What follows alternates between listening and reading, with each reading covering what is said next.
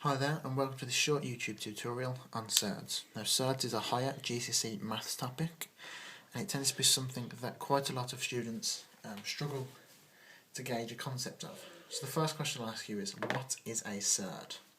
Now a surd is a square root which cannot be reduced to a whole number. For example, if we take the square root of 4, we know that the square root of 4 is 2. 2 times by 2 gives us 4. Now, because of the square root of 4 can be reduced to a whole number, in this case 2, the square root of 4 cannot be classed as a surd. If, for example, I took the square root of 5, now off the top of our heads we can't actually work this out. Now if I put this into my calculator, if I put the square root of 5, the answer is actually 2.236067977. Instead, rather than us having to put this into a calculator and get the full decimal answer, we tend to leave it in a surd form. Now especially on your GCSE exam papers, I'm sure you're aware that one of your papers will be a calculator, the other will be a non-calculator paper, and therefore on the non-calculator paper we need to learn how to deal with these surds without the use of a calculator. Now, there's two general rules that we need to learn about when thinking about surds. Now, the first rule is, if I had the square root of AB, we can make this equal to the square root of A times the square root of B. Now, this can be helpful in questions such as the following. If we had the square root of 12, now we know that the square root of 12 cannot be simplified easily in our heads, and if we calculated the square root of 12 we would get an irrational number.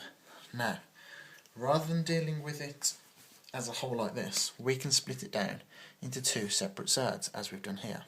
Now, if we think of the factors of 12, we have 12 and 1, 4 and 3, 6 and 2. Now, the step that we now take is we are looking for numbers within these factors that would not be classed as surds.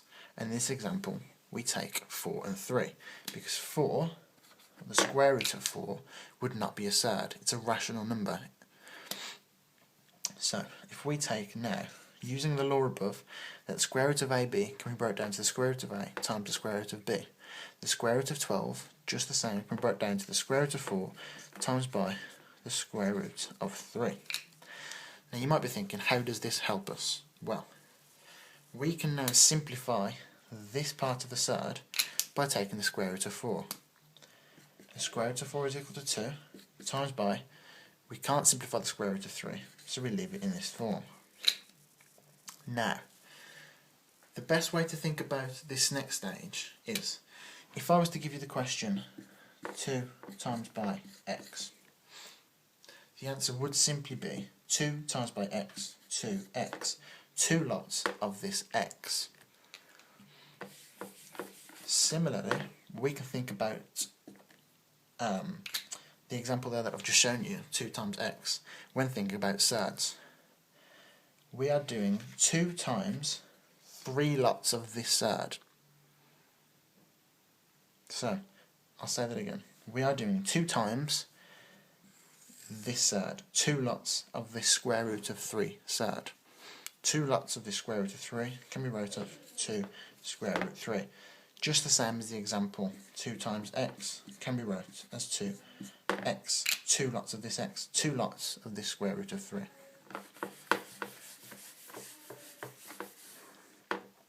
Now the second rule that we need to be aware of is the rule, the square root of a times by the square root of a is equal to a. Now what does this say? Well, if we take the square root of 4 times by the square root of 4, using the rule above, we know that this should be equal to 4.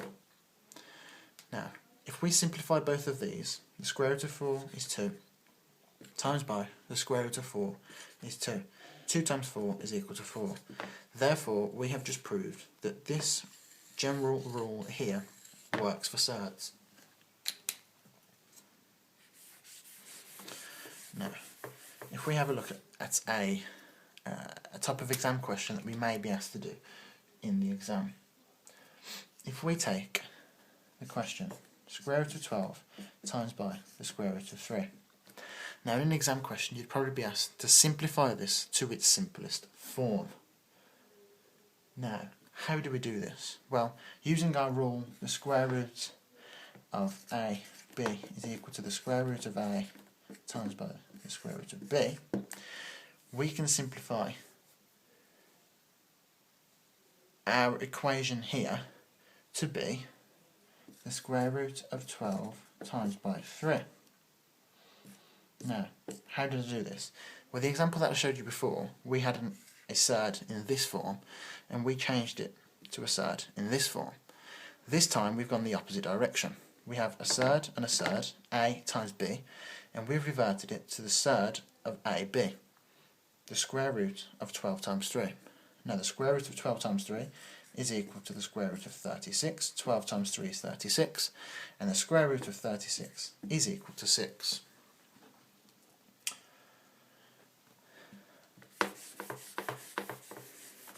Now, in an exam, you may also be asked to rationalise a surd. Now, what does rationalise mean? Well, rationalising an expression means getting rid of any surds from the bottom of the fractions. So, usually when you are asked to simplify an expression, it means you should also rationalise. So, if we take the question, the square root of 8 over the square root of 6. Now, we've been asked to rationalise this surd. And the first step we take is we multiply both the bottom and the top by this bottom denominator here. Now we do this as we're trying to rationalise, we're trying to have a whole number on the bottom of this fraction, and we know from our second law that if we times a surd by a surd with the same value, we'll be given a whole number as the final answer. So we write times by the root of 6 times by root of 6. Now we know, using our law 1, this times by this gives us square root of 48, over, using our law 2, the square root of 6 times the square root of 6 gives us 6. Now, using our law 1 again, but in reverse, as we did a second ago, we're now going to alter how this is wrote. We're going to change this to the square root of 16 times by 3, all over 6. Now I've done this because 16 is not a surd. It can be squared down to a whole number. The square root of 16 times by the square root of 3 over 6 is equal to 4 times by the square root of 3, 4 root 3 over 6. Now, this can now be simplified by looking at these two fractions here, as we do when we have when we're dealing with normal fractions on their own. We can simplify this to 2 root 3 divided by 3.